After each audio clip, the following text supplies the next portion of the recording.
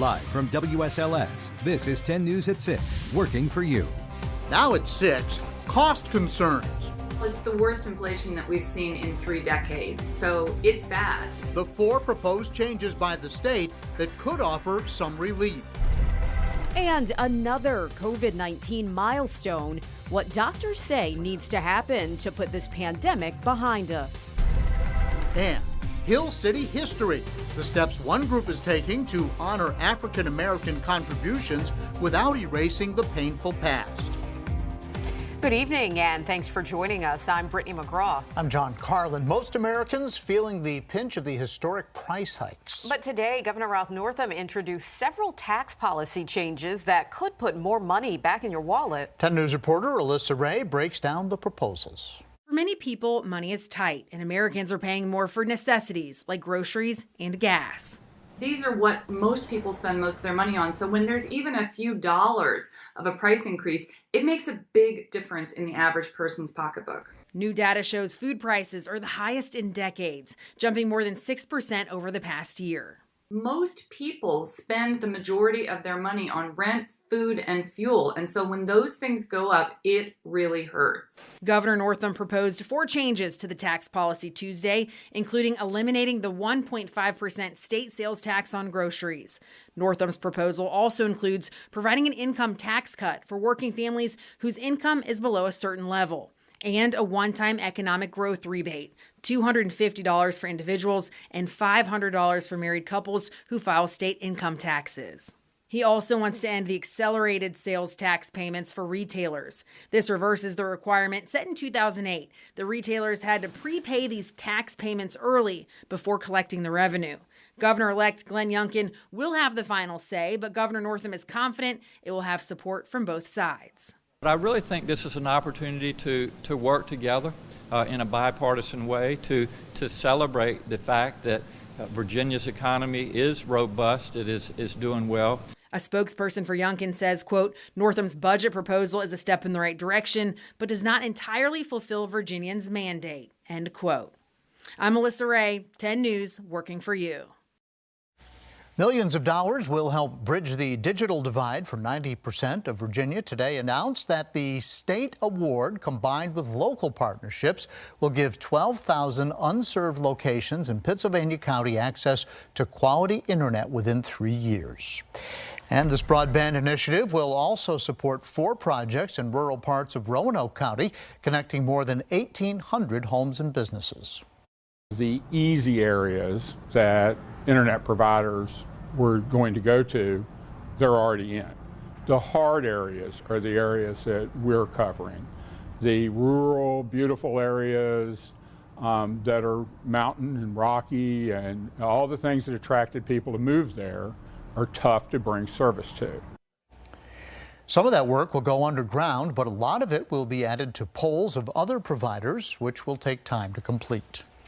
The cleanup efforts are intensifying following the deadly tornado outbreak across several states that has now claimed the lives of at least 88 people. Check this out. This is new video of the devastation in Kentucky, which is being felt all around the world, including here at home. Vanna Schaefer, who lives in Lynchburg, spent her entire life in Hopkins County, Kentucky, before moving in the late 2000s. Just before she left, a tornado ripped through the same area. While her family wasn't in the direct line this time, some of her friends were. I see a lot of pictures and videos, and it's heartbreaking. I recognize these places. So, I grew up there. So it's hard to see it completely destroyed. She says her loved ones were prepared for this storm, but they weren't expecting it to happen. Now they're working to pick up the pieces and asking for help. And today marks 1 year since the first COVID-19 shot was distributed. A lot has changed since then. More than 200 million Americans have been fully vaccinated, including 5 million Virginians. Most restrictions that were commonplace in 2020 have been lifted, and for many people, life is slowly returning to normal. However, with the threat of a new variant and some people still unvaccinated, there's still work to be done. It's likely milder, but since it's going to cause a lot more cases than the Delta because of its contagiousness, it is possible that we might get back to the same levels of hospitalizations and poor outcomes as we did with the initial virus and then with the Delta variant. He suggests becoming vaccinated before visiting family this holiday and taking a rapid test hours before you visit. Lynchburg is looking for new ways to honor the history and contributions of African Americans. A committee is presenting a proposal to City Council today on ways to do just that. 10 News reporter Tim Harfman is live along 5th Street. And Tim, this proposal all started because some people want to rename that roadway. That's right, Brittany. It is dark out, so if you can't read the sign behind me, it says, "Welcome to 5th Street, Martin Luther King Jr. Boulevard." It received this honorary name in 2005, but earlier this year, some people proposed to have it changed permanently. That's when city leaders decided to look into it using a task force.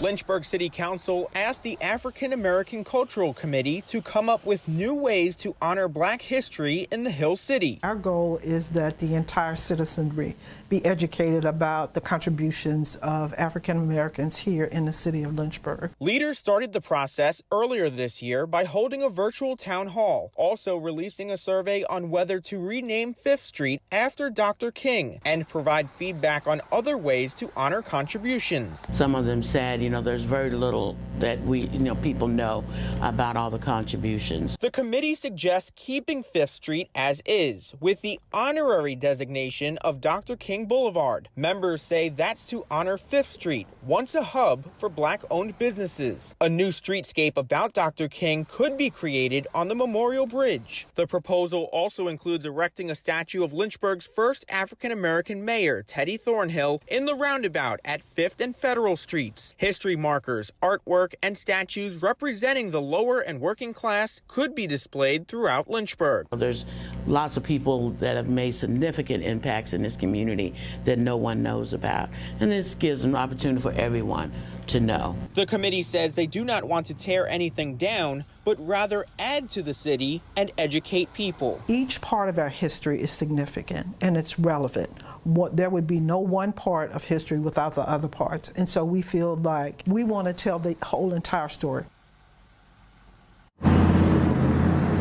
The plan costs about $800,000, which the committee says could be funded through grants and other ways. The project should be complete throughout the next decade. To read the full proposal, head to WSLS.com. Live tonight in Lynchburg, Tim Harfman, 10 News, working for you. The holiday fun continues tonight at Illuminates. Yeah, and it's a great night for it. Chief Meteorologist Jeff Hanowitz joins us live from Explore Park in Roanoke County. Jeff, perfect weather ahead if you are visiting the event. Yeah, it really is. You can't ask for nicer weather than what we have outside right now. There's no rain, there's no snow, there's no precipitation.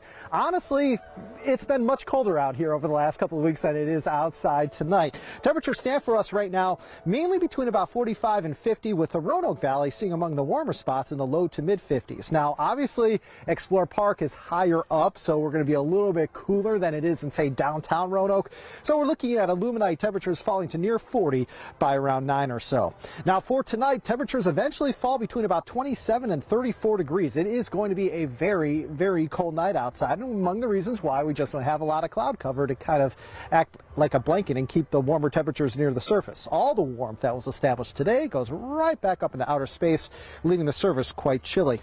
Coming up, yes, the wedge. The wedge is back. We'll let you know how that will impact your Wednesday forecast, and we're also tracking our next cold front. We'll let you know when that could bring us at least a chance for some isolated showers. Coming back out here live to Illuminates, the Winter Walk of Lights going strong here. Lots of people coming out here for a Tuesday night. We'll, of course, have more coming up in just a little while. John, Brittany. Thank you, Jeff. Coming up, an important message with a festive twist, how some local high school students are spreading holiday cheer while also promoting safe driving. Plus, a Star City treasure, the generous donation ensuring the future of Mill Mountain Zoo. And a reminder that you can enter for a chance to win this Yukon Fire Pit. All you need to do is guess when Roanoke will see its first inch of snowfall. To play, you have to be a WSLS insider. You have until December 21st to sign up at WSLS.com. Several local teens are hoping to jingle your way to a safe holiday. Jingle being the key word because it's all part of the new campaign from the Youth of Virginia Speak Out About Traffic Safety, better known as YOSAVO.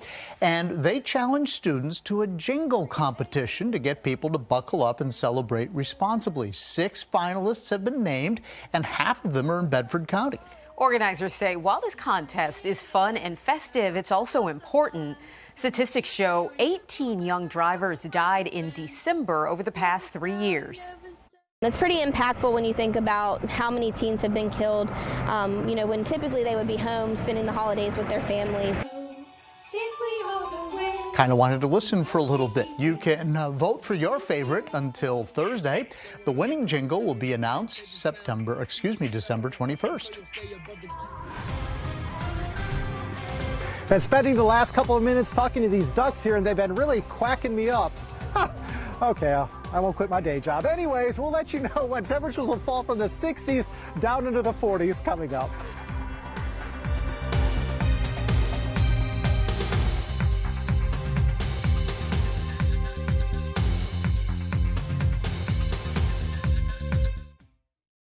Tonight at 7, Facebook could be harming your children without you knowing it. 10 News is working for you, breaking down the 4 things you can do right now to keep your kids safe while using social media apps. Tonight on WSLS 10 News at 7. Well, we're pleased to tell you tonight that wildlife preservation and educational efforts will continue at Mill Mountain Zoo, all thanks to a generous donation from a Roanoke Valley philanthropist. Haywood Fralin has established an endowment fund that will help offset operational costs.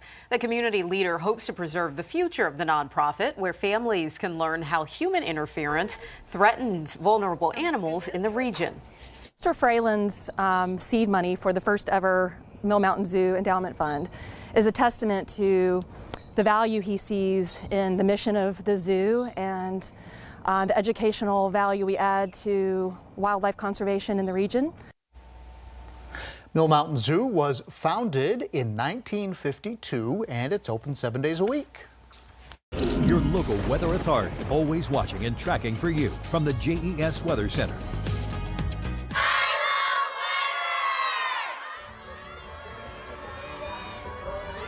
A special hello goes out this evening to all my new friends, the 4th graders at Masons Cove Elementary School in Roanoke County. Had a wonderful time talking to you guys today about the weather. Thank you to Mrs. Miglioris for the invitation, and I hope to see you guys again next year. Coming back out here live to Explorer Park, we're live here at Illuminites, over 600,000 lights beaming here on this Tuesday evening. And you'll notice that it is turning pretty cold here, okay? Temperatures warm today, but we have cooled off now that the sun has gone down. Temperatures for the most part in the middle 40s to the middle 50s. Current conditions showing that all of those sky cams are indeed dry. We're looking to stay dry here all night long, with overnight lows eventually falling between about 27 and 34 degrees. Make sure to bundle up tonight. It's going to be frigid. Now, tomorrow we're not as warm as today. We're going to be a little bit cooler, and that's all because of the wedge coming into play for us. Now it's a weak wedge. It's not certainly the strongest wedge we've ever seen. As a matter of fact, although we're going to have more clouds tomorrow, I still think we're going to break out in a little bit of sunshine, but that also means highs will only hit the lower 50s. And of course, that wedge brings that easterly component to the wind, which banks the air and traps the air up against our mountains. For tomorrow, looking at highs in the mountains roughly between 51 and 56. Outside the mountains, 52 to 58, with a mix of clouds and sunshine in the forecast. I think we'll probably see a little more sun in the morning with a little more cloud cover in the afternoon. That little cool down, very short-lived. By Thursday, the warmth is back, and the warmth is back big time. However, we'll also be eyeing a front that will be to the west of us. That front will eventually cross us here as we head either into Friday or Saturday, and that front's location is key to determining just how warm we're going to be and our rain chances. If that front is overhead, our rain chances go up a little bit, but if it's a little ways away, our rain chances go down a little bit. And we're only expecting at this point some isolated showers on Friday and Saturday, with perhaps a highest chance north of Highway 460. Your 3-day zone-by-zone forecast showing highs in the NRV, Highlands, and South Side in the 50s, with the best chance for a little bit of rain lying in the mountains as we head into the day on Friday. A lower chance as you head towards South Side, and South Side, you could hit like 71 on Friday. For Lynchburg, you are looking at dry weather through Thursday, a few showers possible Friday into the weekend, with maybe even a lingering stray shower or two into early next week. I will tell you, though, the weekend does not look all that wet. It just looks like we're going to have some clouds dodge every now and again. And for the Roanoke Valley, your temperatures are 65 on Thursday, up to 70 on Saturday, down to 45 on Monday. So we are looking at the temperature roller coaster continuing over the next 7 days. Warmest day Saturday, coolest day Monday. Reporting live here at Illuminites at Explorer Park in Roanoke County, I'm Chief Meteorologist Jeff Hanowich. Here's Appy. All right, Jeff, great job. Meantime, COVID is rearing its ugly head in the sports world again. We'll get you caught up on that. All right, take on 10, 31 of 42, another solid week. Eric, a sizzling 12 of 14. Freedom First turns in 30 with William with 11, so through 14 weeks, we gain another pick, but Freedom First is still leading. The Liberty women roll. VMI heads into the ACC tonight to battle Wake Forest, and John's favorite player, Steph Curry, can break the all-time three-point record of Ray Allen with 2 more threes tonight, and it's at Madison Square Garden. Back to you guys. Awesome place. Yes. To break the record. A lot of history. Nightly news coming up next. We'll see you back here at 7.